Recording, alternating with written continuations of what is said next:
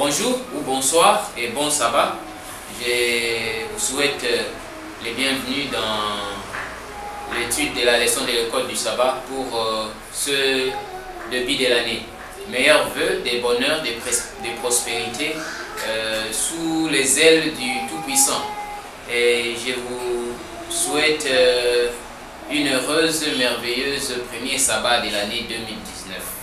En ce moment, nous commençons une nouvelle leçon dans un nouveau carnet.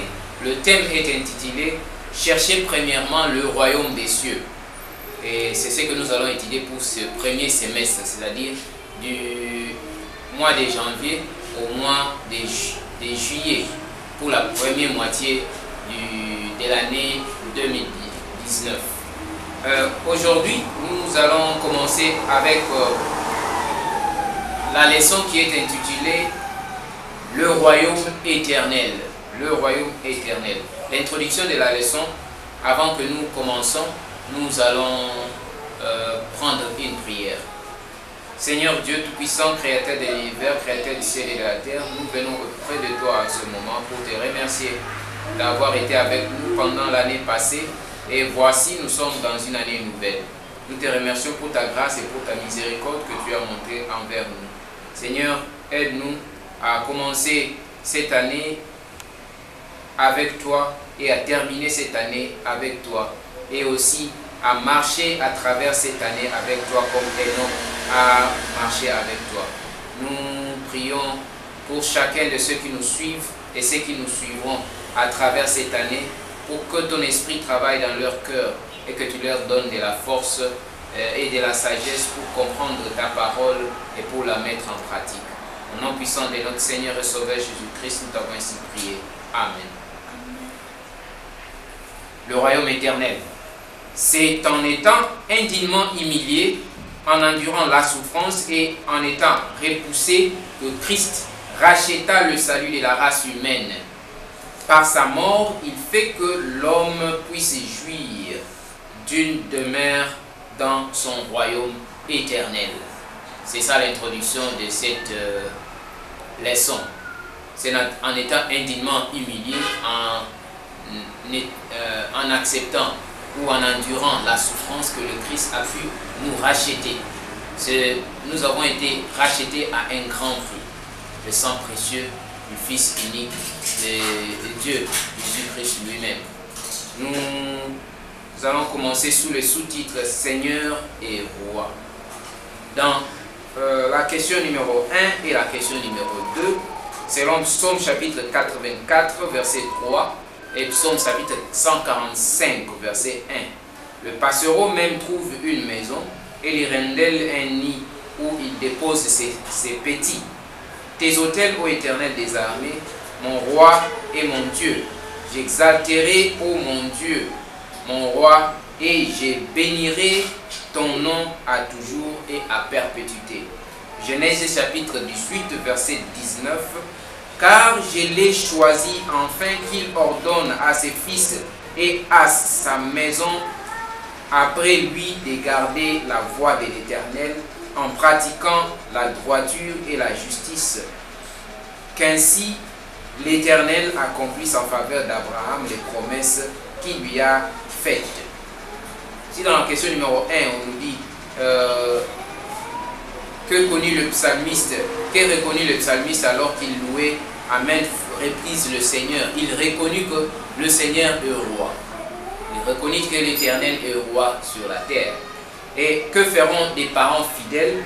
Chaque parent fidèle doit enseigner sa famille, ordonner ses fils, ordonner toute sa famille à observer la loi de l'Éternel, en gardant les voies de l'Éternel, en pratiquant la droiture et la justice, comme Abraham le faisait avec sa famille. Partout où Abraham passait, nous savons qu'il mettait une autel où il offrait des offrandes.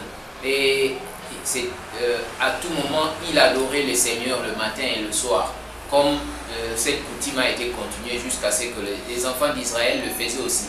Nous aussi aujourd'hui, chaque matin et chaque soir, nous devons prendre un temps de prière, de dévotion matinale pour instruire nos enfants, pour instruire notre famille, afin que nous suivons, chacun suive la voie de l'Éternel et pratique la justice et la droiture. La question numéro 2, dans Psaume chapitre 47, versets 7 et 8, et on nous dit ici, car Dieu est roi de toute la terre, chantez un cantique, Dieu règne sur les nations, Dieu a pour siège son saint trône. Dieu n'est pas seulement un roi au ciel, mais il règne sur toutes les nations. Il n'y a aucune nation où il n'est pas roi. Nous savons dans chaque pays, par exemple, nous voyons surtout, bon, j'ai vu ça moi-même dans plusieurs pays africains, je ne sais pas dans des pays européens. Au moins j'étais en Inde, je n'ai pas vu cette pratique. Mais au moins en Afrique, il y a à chaque bureau, il y a des photos du président de la République. Pour montrer que non, il est aussi en train de présider sur cette compagnie ou bien sur cette institution. Mais notre Seigneur n'a pas besoin à ce que nous mettons ces photos ou bien quelque part ou bien la croix par-ci par-là. Mais il est roi, que nous le voulions ou pas. Il est roi sur toutes les nations.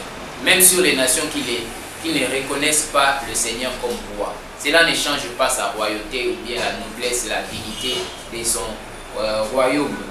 Zacharie chapitre 14 verset 9 nous dit, l'Éternel sera roi de toute la terre. En ce jour-là, l'Éternel sera le seul éternel et son nom sera le seul nom. Le royaume éternel. Question numéro 3. Psaume chapitre 10 verset 16. Jérémie chapitre 10 verset 10. 1 Timothée chapitre 1 verset 17.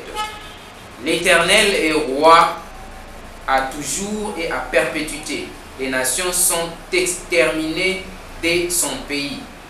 Mais l'Éternel est Dieu en vérité. Il est un Dieu vivant, un roi éternel. La terre tremble devant sa colère. Les nations ne supportent pas sa fureur. Les nations ne supportent pas sa fureur. Et 1 Timothée 1, 17, au roi des siècles,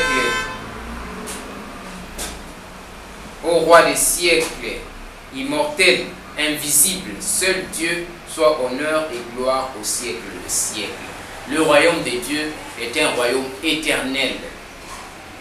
Est un royaume éternel. Ça a commencé dès l'infini vers l'infini. Lorsque en mathématiques, on connaît que non, il y a des nombres moins infinis. C'est là le début de tous le commencement de tous les nombres. Et il y a plus infini. C'est-à-dire, lorsqu'on parle d'infini, il n'y a pas de début. Là où ça a commencé, il n'y a pas de début où Dieu a commencé. Lorsqu'on parle encore d'un plus infini, c'est-à-dire qu'il n'y a pas un temps où Dieu ne sera pas.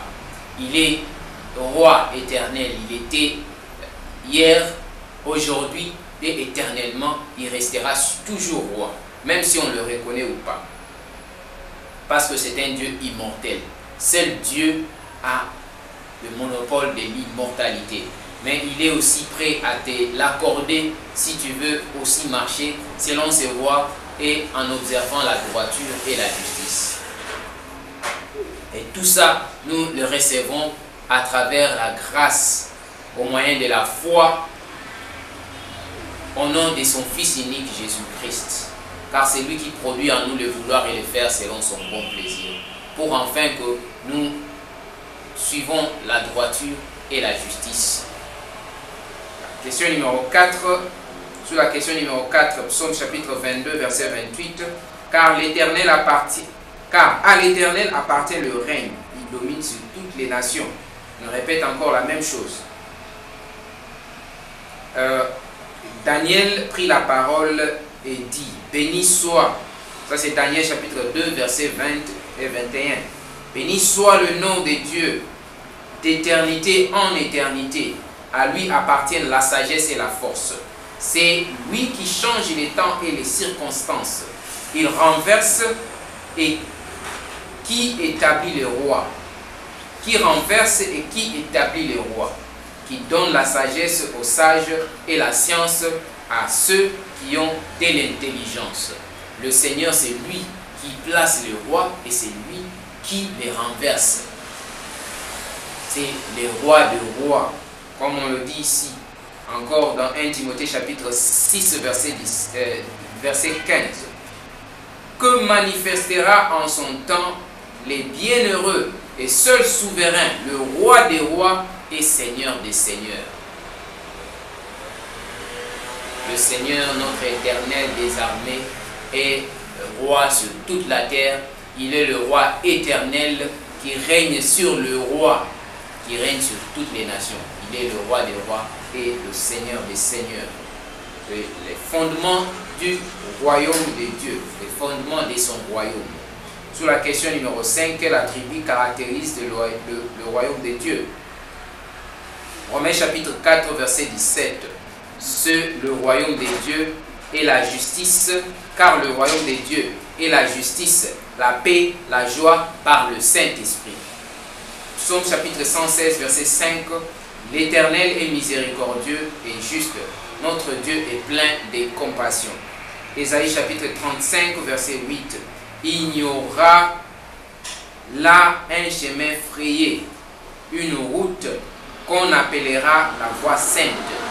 Nul impur n'y passera. Elle sera pour eux seuls.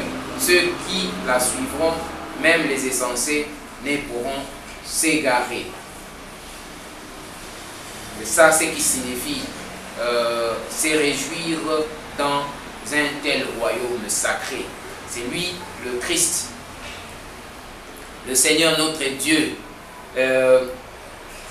son royaume est un royaume de justice, est un royaume de paix, est un royaume plein de miséricorde et la joie par le Saint-Esprit. Sous la question numéro 6, on pose là-bas, c'est réjouissant et désirant le bonheur de tous les êtres vivants, à qui le Créateur donnera-t-il un jour le royaume, la domination et la souveraineté sur toute la terre? Daniel chapitre 7, verset 18 et verset 27. Mais les saints du Très-Haut recevront le royaume et ils posséderont le royaume éternellement, d'éternité en éternité. Le règne, la domination et la grandeur de tous les royaumes qui sont sous les cieux seront donnés au peuple du Saint des Très-Hauts, des saints des Très-Hauts. Son règne est un règne éternel et tous les dominateurs le serviront et lui obéiront.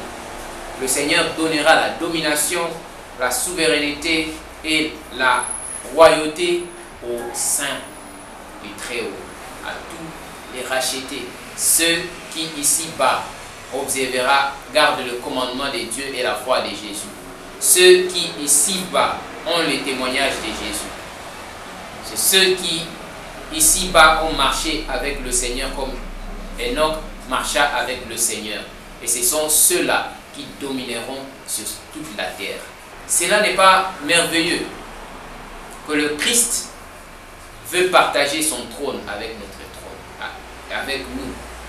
Il veut que nous soyons aussi rois dans son royaume. Pas des princes, mais des rois dans son royaume. Car chacun de nous aura une couronne de gloire.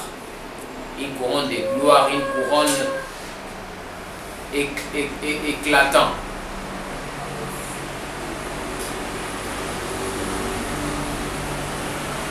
Et sous la question numéro 7, Jésus nous encourage, au lieu de nous en soucier de ce que nous mangerons ou de ce que nous vivrons, de ce que